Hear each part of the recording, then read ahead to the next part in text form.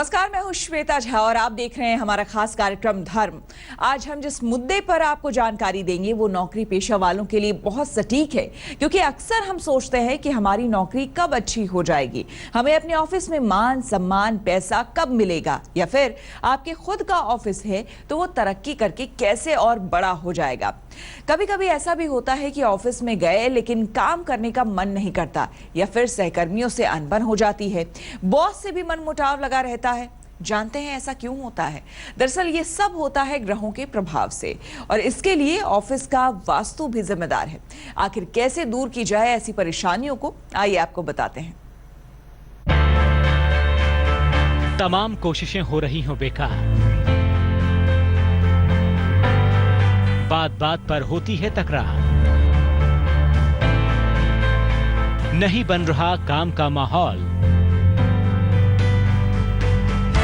तो अब ऑफिस में मचेगा धमाल,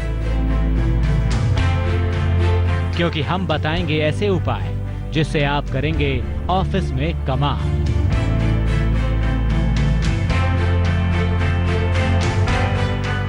तमाम कोशिशों के बावजूद अगर आपको सफलता नहीं मिल रही है, ऑफिस में तरक्की का रास्ता भी नजर नहीं आता है, तो इसका कतई ये मतलब नहीं है कि आपकी कोशिशों में खामी है, बल्कि ऐसे में ऑफिस के वास्तु का भी बड़ा हाथ रहता है। अगर आपके साथ भी ऐसा ही कुछ हो रहा है तो घबराएं नहीं, बल्कि कुछ आसान ज्योतिषीय उपाय अपनाएं और अपनी सफलता को चार चांद लगाएं। ज्योतिष के जानकारों की माने तो ऑफिस के कुछ वास्तु दोषों को दूर कर दें तो आप सफलता के नए सोपान अर्जित कर सकते हैं। आइए हम आपको उन उपायों के बारे में बताते हैं।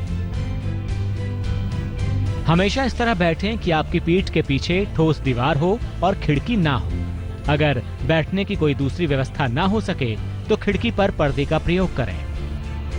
टेबल हमेशा केबिन के दक्षिण पश्चिम क्षेत्र में होनी चाहिए। डेस्क इस तरह से लगाएं कि दरवाजा पीठ के पीछे ना रहे। बैठते समय हमेशा पूर्व या उत्तर दिशा की ओर रहें। कंप्यूटर मॉनिटर दक्षिण पूर्व दिशा में होना चाहिए। डेस्क या सामने के बोर्ड पर कुछ मनपसंद वस्तुएं या प्रियजनों की तस्वीरें रखी या लगाई जा सकती हैं। इनसे कार्यस्थल की निरस्ता के बीच तनाव से मुक्ति, स्फूर्ति और प्रसन्नता का संचार होता है। ध्यान रखें, जिस कुर्सी पर आप बैठे हों वो आरामदायक हो और उसकी ऊंचाई आपके अनुसार सही हो। आरामदायक कुर्सी होने से कार्यक्षमता में वृद्धि होती है। आपके डेस्क का और आपके केबिन के आकार ऑफिस में आपकी शक्ति और ओहदे का सूचक होता है। अगर आपके डेस्क का आकार आपके कार्य विशेष के लिए सामान्य से बड़ा है तो आप करियर में अपेक्षाकृत अधिक तेजी से प्रगति करेंगे। ज्योतिष के जानकारों के मुताबिक अगर ऑफिस में वास्तु दोष हो तो उसका असर कर्मचारियों के मस्तिष्क और सेहत पर भी पड़ सकता है। यहाँ तक कि ऑफिस में वास्तु दोष होने से कंपनी को आर्थिक नुकसान भी उठाना पड़ सकता है, लेकिन कुछ उपायों के जरिए ऑफिस के वास्तु दोषों को दूर किया जा सकता है। ऑफिस के बॉस का केबिन सबसे पहले नहीं होना चाहिए। प्रवेश द्वार के पास किसी ऐसे सहायक का कक्ष हो जो आने वालों को जानकारी उपलब्ध करवा सके। ऑफिस में किसी भी कमरे के दरवाजे के ठीक सामने टेबल नहीं होनी चाहिए। दरवाजे की सीध में किसी कर्मचारी को ना बैठाएं। ऑफिस में हरे या गहरे रंग का प्रयोग नहीं करना चाहिए। सफेद, क्रीम, पीला या हल्के रंग का उपयोग करना चाहिए। ऑफिस में पानी की व्यवस्था ईशान कोण में करनी चाहिए। ईशान में पानी तब भी शुभ होगा जब उसका संबंध जमीन से हो।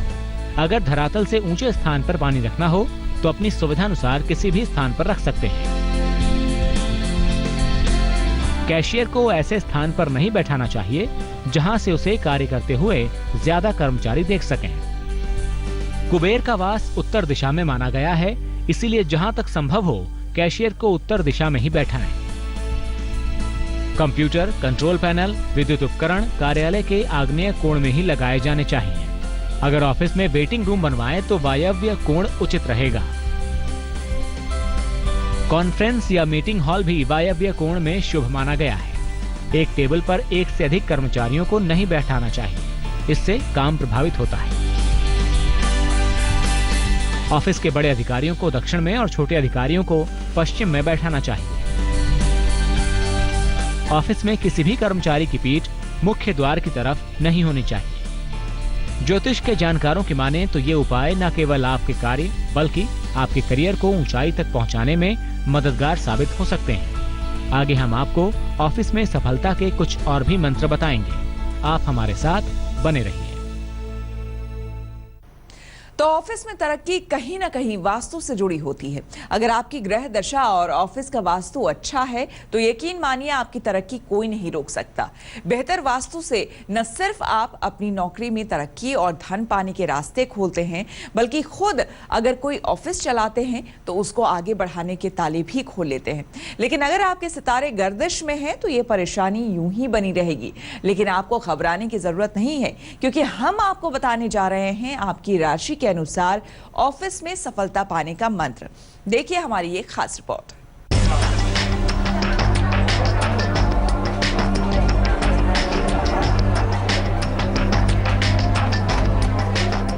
कई बार ऐसा होता है कि ऑफिस में बॉस के साथ तालमेल नहीं बन पाता, या फिर ऐसा भी होता है कि आपके सहकर्मियों से ही आपकी अनबन हो जाती है।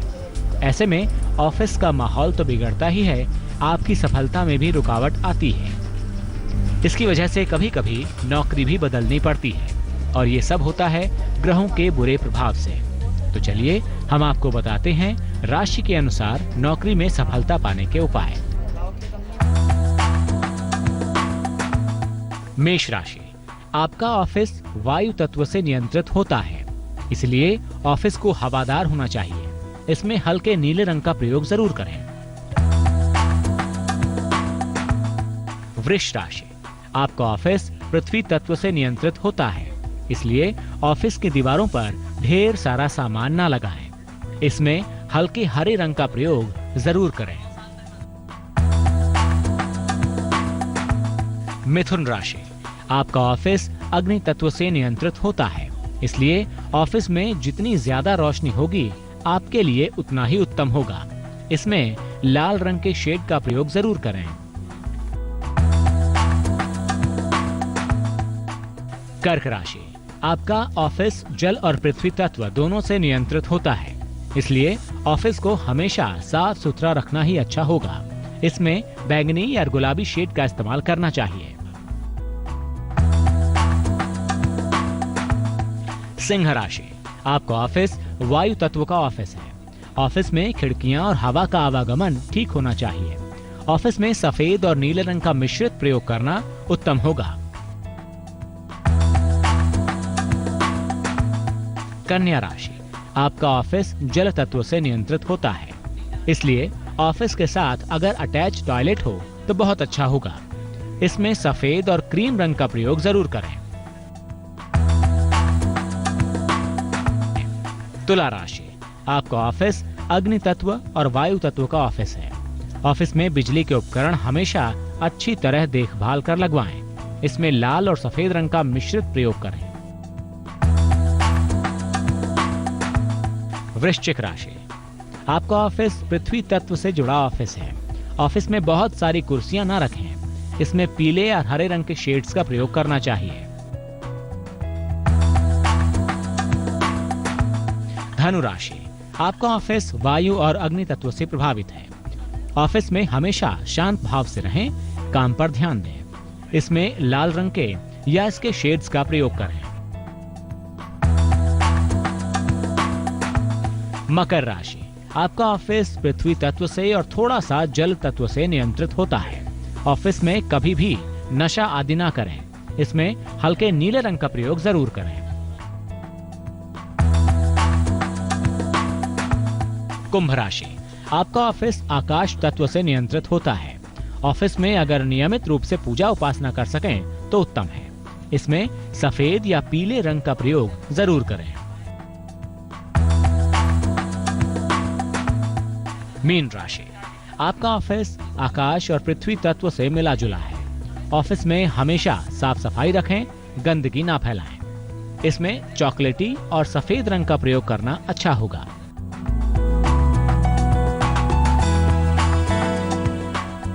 तो इस तरह से आप अपनी राशि के अनुसार उपाय करें और कार्यस्थल पर सफलता के नए मुकाम हासिल करें।